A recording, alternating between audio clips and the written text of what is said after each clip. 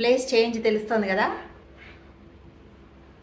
ఇప్పుడు మామూలుగా అందరూ దసరా పండగకి పిల్లలు ఇంటికి వస్తారు, కానీ నేనేమో రివర్స్. ఇదిగో మా అబ్బాయి ఇంటికి వచ్చా. రెక్కలు వచ్చి పిల్లలు వెళ్ళారు, రెక్కలు అలిసి నేనున్నాను, పండుటాకుని మిగిలి తినే. అందుకనే పిల్లల దగ్గరికి వచ్చాం. వాళ్ళు రెక్కలు వచ్చి ఎగిరి ఇక్కడ వాలేరు, వాళ్ళ నెక్స్ట్కి మనం వచ్చాం. ఇది బాంబే, అది ముంబైలో. సో పొద్దున్నే తిరగడానికని బయలుదేరాము. సాయంత్రం అయితే ఇంకొక ఇంట్రెస్టింగ్ ప్రోగ్రామ్ ఉంది, నేను లైఫ్లో ఎప్పుడు చూడలేదనమాట, గార్బా. సో దానికి తీసుకెళ్తున్నాడు. దానికోసం నా కోసం స్పెషల్గా డ్రెస్ కూడా కొన్నాడు, ఒక్కరోజు వేసుకోవడానికి. చూద్దాం, నేనైతే ఎప్పుడు వేసుకోలేదు అలాంటివి, ఎలా ఉంటుందో ఏంటో. తర్వాత ఆ గర్భా డాన్స్ అప్పుడు చూపిస్తా. ఇది బాంబే రెట్రోస్పెక్టివ్. మనం నా ప్రొఫెషనల్ లైఫ్ ఈ ఊర్లోనే మొదలైంది. సో అందుకని సమీర్ గారిని ఇబ్బంది పెట్టి, సమీర్ ఫ్రెండ్ని ఇబ్బంది పెట్టి, ఏ హోటల్లో ఉన్నానో ఎక్కడ తిన్నానో అవన్నీ. మళ్ళీ ఇక్కడ కూడా అంతే, రింగులు తిప్పుకుంటూ వెనక్కి వెళ్ళిపోదు. ఏ ఊరికి వెళ్ళా అంతే, రింగులు తిప్పుకుంటూ వెనక్కి వెళ్ళిపోయి డౌన్ ది మెమరీ లేన్. మమ్మల్ని కూడా అక్కడ తీసుకెళ్ళిపోయి బోళ్ళ చక్రాన్ని ఒక్క రోజు వెనక్కి తిప్పి మళ్ళీ. సో ఇవాళ కూడా ఆ ప్రోగ్రామ్ ఉందన్నమాట. తను అంతకుముందు తిరిగిన ప్లేస్లు, కొన్ని హోటల్స్ ఉన్నాయి, అక్కడికి తీసుకెళ్తా అన్నారు. సో కొంచెం క్లౌడీగా ఉంది ముంబై. వర్షం పడకుండా ఉంటే చాలు, మెయిన్లీ గర్భా టైంలో వర్షం పడకుండా ఉంటే మంచిగా మజా. ప్లస్ ఫస్ట్ టైం కదా, సో నేను కూడా చాలా ఎక్సైటింగ్గా ఉన్నాను. చూద్దాం ఎలా ఉంటుందో. మీకు బాంబే చూపిస్తాం, మీకు కూడా నేను చూసిందన్నీ నా కళ్ళతో మీకోసం. Welcome back to Vijaya's హర్విల్లు.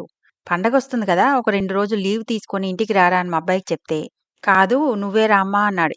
ముంబైలో దసరా టైంలో గుజరాతీసు గర్బాని చాలా బాగా సెలబ్రేట్ చేస్తారు, చాలా కలర్ఫుల్గా ఉంటుంది చూడ్డానికి, నువ్వు కూడా ఎప్పుడు చూడలేదు కదా రమ్మన్నాడు. నాకు కూడా ఇంట్రెస్ట్ అనిపించి అనుకోకుండా అప్పటికప్పుడు బయలుదేరి వెళ్ళిపోయాం. ముంబై దగ్గర ఉన్న కండాలా, లోనావాలా దగ్గరకు వచ్చేసరికి సీనరీస్ చూడండి, వెస్టర్న్ ఘాట్స్ ఎంత బ్యూటిఫుల్గా ఉంది కదా. మధ్య మధ్యలో టన్నెల్స్, కొండల మీద నుంచి, లోయల్లోంచి, అబ్బా ఏముందిలే జర్నీ మాత్రం. చూడటానికి ఇప్పుడు ఇంత బాగుంది, కానీ యాక్చువల్గా 1800లో ఈ ట్రైన్ ట్రాక్ వేసినప్పుడు ఈ కొండల్లో, లోయల్లో ట్రాక్ వేయడానికి చాలా కష్టపడ్డారంట. అదొక ఇంజనీరింగ్ మార్వెల్ అంటారు. ఇది లోనావాలా స్టేషను. ఈ పేరు వినే ఉంటారు, లోనావాలా చిక్కీకి చాలా ఫేమస్. ఇది కండాలా స్టేషన్. ఈ లోనావాలా, కండాలా ముంబైలో ఉండే వాళ్ళకి మంచి పిక్నిక్ స్పాట్స్. వీకెండ్ అంటే చాలు ఇక్కడికి వచ్చేస్తారు. ఈ కనిపిస్తున్నవన్నీ గెస్ట్ హౌస్లే. ఈ దారంతా ఈ సీజన్లో ఇక్కడ చిన్న చిన్న వాటర్ ఫాల్స్ ఎన్ని ఉంటాయో. ఈ ట్రైన్ స్పీడ్గా వెళ్ళటం వల్ల తెలియట్లేదు, కానీ లేకపోతే ఈ రాళ్ళన్నీ తడిగానే ఉంటాయి. అలా ఒక మంచి జర్నీ ఎంజాయ్ చేస్తూ ఫైనల్గా ముంబై చేరుకున్నాం. ఇక్కడైతే మరి బాగా వర్షాలు పడుతున్నాయి. వరుణ దేవుడు నాకు కరుణిస్తాడో లేదో చూద్దాం. Welcome to Mumbai. అదిగో మా ఫ్యామిలీ అంతా. ఇప్పుడైతే మా వాడి ఫ్రెండ్ని పికప్ చేసుకుని అటు నుంచి అటు షాపింగ్కి వెళ్తున్నాం. ఈ లేడీ షాపింగ్ మా అబ్బాయికి పెద్దగా తెలియదని ఒక అమ్మాయిని తోడిచ్చాడు. అమ్మాయిని పికప్ చేసుకుని ముంబై దర్శనం చేసుకుందాం. ముంబై అనగానే పెద్ద పెద్ద బిల్డింగ్స్ కనిపిస్తాయి అనుకుంటాం, కానీ దానికంటే నన్ను ఎక్కువగా అట్రాక్ట్ చేసేవి ఇవి ఓల్డ్ బిల్డింగ్స్. ఎంత మంచి ఆర్కిటెక్చర్ ఉంటుంది కదా. యునెస్కో హెరిటేజ్ బిల్డింగ్స్ కూడా ఎన్ని ఉంటాయో ఇక్కడ. అలాంటి ఓల్డ్ బిల్డింగ్స్ మీకు నచ్చుతాయా? నాకైతే చాలా ఇష్టం. అసలు కొన్ని బిల్డింగ్స్ అయితే మొత్తం వ్యూ కూడా తీయలేకపోతున్నా, అంత పెద్దగా ఉన్నాయి. కనిపిస్తున్నది ఛత్రపతి శివాజీ స్మారకం అంట. ఆ విగ్రహం చూడండి ఎంత పెద్దగా ఉందో. స్ట్రక్చర్ కూడా కోటలాగా కట్టారు, బాగుంది కదా. ఎయిర్పోర్ట్ కి దగ్గరలోనే ఉన్న ఒక హోటల్ ఇది, సహారా స్టార్ హోటల్ అంట. షేప్ డిఫరెంట్ గా భలే ఉంది కదా.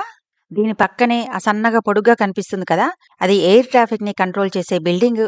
మీకు తెలుసా, ఈ ఎయిర్ ట్రాఫిక్ జాబ్ ప్రపంచంలో ఉన్న మోస్ట్ డిఫికల్ట్ జాబ్స్ లో ఇదొకటంట. అంత స్ట్రెస్ఫుల్ జాబ్ అంట ఇది. ఆ స్ట్రెస్ మనకెందుకు, కానీ మా వెనక జరిగే కామెడీ వినండి. ఏం చెప్తున్నావు? When I come for Bombay any meetings, I come for corporate meetings. Yeah. But before every corporate meeting, I learn first thing I have to have vada pav. Then only my corporate meeting will be run in right mode and in proper perspective. Lucky vada pav. In Andhra Pradesh we call Vastu for everything, right? Yeah. Even science is handled via Vastu. Correct. So that is a Vastu principle. As per Vastu, you should be eating vada pav. As per Vastu, I must eat vada pav. That too, it has to be roadside. some kiosk, then go for a customer meeting. Nice. It is Vastu Vada Pav combination is equal to corporate success. The whole of Mumbai runs on Vada Pav. Absolutely. So everybody thinks sons, they work for a scientific company, but the underlying reason of success is Vada Is Pav. a Vada Pav in Mumbai. ఏదో వాస్తు వాస్తు అంటున్నారు కదా, వాస్తు కదా, తిండి పిచ్చి. ఎక్కడికి వెళ్ళినా తిండి తిండి తిండి Sorry. తిండి పిచ్చి. Go to Madhya Pradesh, I eat poha. Poha. I go to Indore, I eat in Vijay. क्या Vijay? Vijay Chaat House. Vijay Oh Chaat my House. God, you know it. Vijay Chaat House के बिना छप्पन में. Meeting होता ही नहीं. అదే చెప్తున్నా, తిండి పిచ్చి. अब इंदौर में जाके रेलवे स्टेशन के पास एक होटल है, उसका नाम बोलता क्या लंच खाता है, नीलकंठ भोजनालय. Oh my God, you should meet my father. My father, when he was doing his first job in Indore, Yes. that was like his go-to place every day. Yes. The thali they serve, Even the today. salad, yeah. I stay in Sayaji or married जो भी है, but I have my lunch and dinner in Neelkanth So भोजनालय. my father's name is also Raju. Imagine a Raju from Chhattisgarh and a Raju from AP Look forward to meet your father. Two Rajus will go and have bhojan in Neelkanth Neelkant भोजनालय. Bhojanalaya. Clearly you're a foodie. Be a Roman in Rome. Yeah. ఈ కబుర్లలో పడితే మనం Mumbai miss అయిపోతాం. ఈ కబుర్లేముంది, తర్వాత వినొచ్చు. ఇప్పుడైతే ముంబై విశేషాలు చూద్దాం. ముంబై సీలింక్ అని వినే ఉంటారు కదా, చాలా ఫేమస్ కేబుల్ బ్రిడ్జ్ సీ మీద కట్టారు. దాన్ని అఫీషియల్ గా రాజీవ్ గాంధీ సీలింక్ అని కూడా అంటారు, లేదా బంద్రా ఓర్లీ సీలింక్ అని కూడా అంటారు. దాని మీద నుంచి వెళ్ళబోతున్నాం ఇప్పుడు. అది కట్టడానికి ఆల్మోస్ట్ 10 years పట్టిందంట. దాని మీద నుంచి వెళ్తుంటే చాలా ఫేమస్ బిల్డింగ్స్ కనిపిస్తాయి, అవి కూడా చూపిస్తా. ఇదే ఆ బ్రిడ్జ్. ఈ బ్రిడ్జ్ 3.5 మైళ్ళుందంట. ఎదురుగా కేబుల్స్ కనిపిస్తున్నాయి చూసారా. ఇంతకుముందు ఈ బ్రిడ్జ్ కట్టకముందు బంద్రా నుంచి ఓర్లీ వెళ్ళడానికి గంటన్నర పట్టేదంట ఇక్కడ ట్రాఫిక్కి. ఇప్పుడైతే 7 నుంచి 10 నిమిషాలు వెళ్ళిపోతాం. మీకు తెలుసా, ఈ కేబుల్స్ ఉన్నాయి కదా, దీంట్లో ఉన్న స్టీల్ వైర్తో భూమిని ఒక చుట్టేయచ్చంట. అంత వాడారు. ఇంట్రెస్టింగ్ కదా. ముంబైలో హ్యూమిడిటీ బాగా ఎక్కువ, చెమటలు పట్టిస్తూ ఉంటాయి. కానీ ఇవాళ మా అదృష్టం అని చెప్పొచ్చు. చక్కగా వాతావరణం చల్లగా చాలా ప్లెజెంట్గా ఉంది. క్లౌడీగా ఉంది గాని వర్షం లేదు. ఈ వ్యూ మాత్రం న్యూయార్క్ని గుర్తు చేస్తోంది. నా అమెరికా ట్రిప్ వీడియోస్ చూసారా? చూడకపోతే చూడండి. చాలా అంటే చాలా బ్యూటిఫుల్ ప్లేసెస్కి వెళ్ళాను. భూమి మీద అసలు అలాంటి ప్లేసెస్ ఉన్నాయా అనిపించే డెత్ వ్యాలీ నుంచి ప్రపంచంలోకెల్లా పెద్ద చెట్టును చూసా. అలా రకరకాలున్నాయి, చూడండి మిస్ అవ్వకుండా. ఇప్పుడు కొన్ని ఇంట్రెస్టింగ్ బిల్డింగ్స్ చూపిస్తా. అంబానీ కూతురు ఇషా అంబానీ వాళ్ళ ఇల్లంటిది. ఆ 3 చూడండి. బిల్డింగ్కి 3 డైమండ్ రాళ్లు పొదిగినట్టుంది కదా. ఈ రోడ్డుకి రైట్ సైడ్ ఏమో సముద్రం, ఈ లెఫ్ట్ సైడ్ అన్ని చాలా ఫేమస్ పర్సనాలిటీస్ ఇల్లున్నాయి. అక్షయ్ కుమారు, మాధురి దీక్షిత్, అభిషేక్ బచ్చన్, రోహిత్ శర్మ, విరాట్ కోహ్లీ, ఇలా చాలా మంది ఇల్లున్నాయి ఇక్కడ. అదిగో అక్కడ కనిపిస్తోంది కదా, ముఖేష్ అంబానీ ఇల్లు యాంటీలియా. ముంబైలో ఇంకొక ఫేమస్ టూరిస్ట్ స్పాట్ ఈ హాజీ అలీ దర్గా. ఇది ఆల్మోస్ట్ నీళ్ల మీద తేలుతున్నట్టు ఉంటుంది. అక్కడికి వెళ్ళడానికి కూడా చాలా సన్నని దారి. పెద్ద పెద్ద అలలు వచ్చినప్పుడు ఆ దారి కూడా మూసుకుపోతుంది. ఇది మహాలక్ష్మి టెంపుల్, ఇక్కడ చాలా ఫేమస్ ఇది. ఆ వెనక కనిపిస్తుంది కదా పెద్ద బిల్డింగు, అది రేమండ్ ఓనర్ సింగాని. అది దాని మీద రేమండ్ అక్షరాలు కూడా కనిపిస్తున్నాయి చూసారా. ఇప్పుడైతే ఒక స్పెషల్ టన్నెల్ చూపిస్తాను. టన్నెల్స్లోంచి చాలాసార్లు వెళ్ళుంటాం, అయితే అవన్నీ కొండల్లోంచి వెళ్తాయి. కానీ ఈ టన్నెల్ స్పెషాలిటీ ఏంటో తెలుసా? సముద్రం కింద నుంచి వెళ్తోంది. ఇంట్రెస్టింగ్ కదా, మన చుట్టూ నీళ్లున్నాయి, దాంట్లోంచి వెళ్తున్నామంటే. ఇది ఇండియాలో కల్లా ఫస్ట్ టన్నెల్ అన్నమాట ఇలాంటిది. మరి నాకు కూడా ఫస్ట్ ఎక్స్పీరియన్సే. ఇండియాలోనే కాదు, వేరే కంట్రీస్ చాలా తిరిగాను కదా, అక్కడ కూడా ఎక్కడా ఇలాంటిది నేనైతే వెళ్ళలేదు. ఇదే ఫస్ట్ టైం. ఇది సుమారుగా 2 కిలోమీటర్ల డ్రైవ్.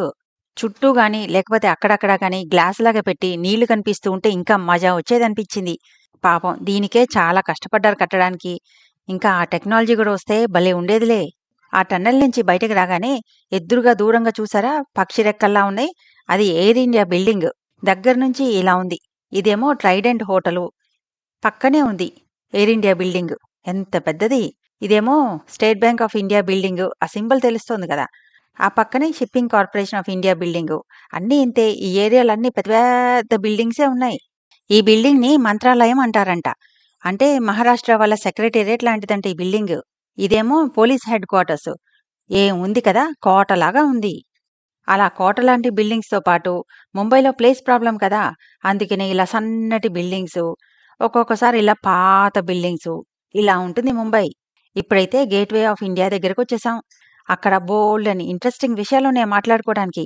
మీకు తెలుసు కదా, అక్కడే ఉన్న తాజ్ హోటల్లోనే మేజర్ టెర్రరిస్ట్ అటాక్ జరిగింది. మేమైతే బుల్లెట్లు తగిలిన ప్లేస్ దగ్గర కూడా వెళ్ళాం.